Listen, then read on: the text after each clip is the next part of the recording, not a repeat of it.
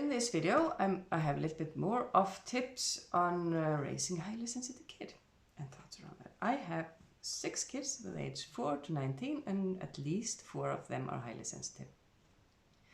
How do you know if you have a highly sensitive kid? Because it actually isn't always obvious. In my group, there have been 2 types of reactions in school. My son, when he was when we lived in Iceland, we were a very good school that was very special, and they had open spaces with very half closed but no doors, except for the bathroom, of course. But the teacher came to me when he was in first class and said, he just disappears. And I went, why? And they told me it was, and no, I didn't ask why, I asked when. Because I know him and he was extremely sensitive to high sound. And I told her, and I could just see the light bulbs blow.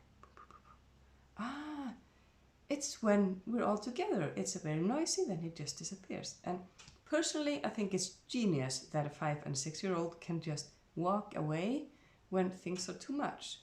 That's actually a good skill to know yourself enough to go away from the situation. Then we moved here and a few years later, and he got into the usual school with classrooms and doors where he can't go away. And he acted out. When it's too much, he acted out and disturbed the class, and they thought he had attention deficiency, which is also, by the way, when you're highly sensitive, your brain easily gets overwhelmed. It's too much. And my kids had 2 reactions to this.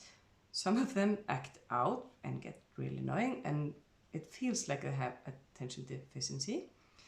And others just close down and don't learn anything and are sad and get physical symptoms. Okay, both of those get physical symptoms actually. Okay, to another thing. How can you get your kids to enjoy life? Because highly sensitive kids can be scared of a lot of things. One of my kids, he was really scared of horses. And when I'm a veterinarian, so that's not very practical, so I took him to a friend that had horses, and I would just carry him in and see the horses. They were, closed in a box, and pet the horses a little bit. What is dangerous about the horse? How do you see if it's going to bite or going to kick? How are they not dangerous? Look at its ear.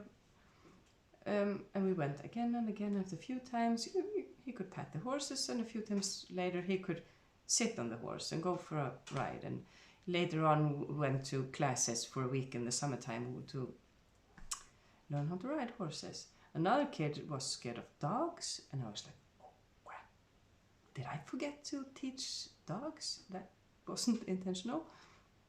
But I discovered this because we were visiting a friend that just moved into town, and my 2-year-old just climbed up and was hanging here. I didn't even know she could climb up like this. But anyway, we went again and again, and I just held her and explained, and this isn't dangerous. And after a while, it was okay. It was the same when we moved here to Norway, because all my kids had just been in pools with clean water, and you can see the bottom, and suddenly we were going to swim in the sea.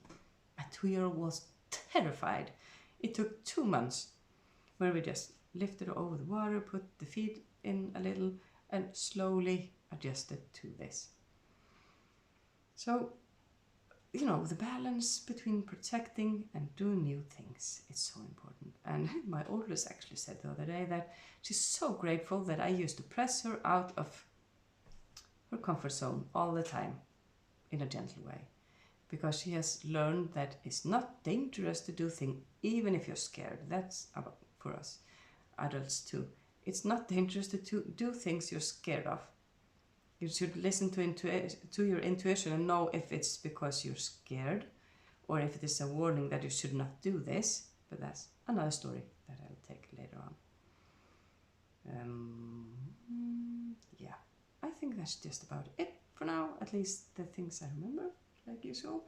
I had a burnout a while ago in March 2019, and my brain just loses things. It didn't used to do that, but my main goal with this channel is how can we avoid stress, de-stress, and live as I was going to say like a highly sensitive person, but it's for everyone. If the highly sensitive person is reacting to this situation, it means it's not good for anyone. The other ones just haven't noticed yet. If you like this, please subscribe.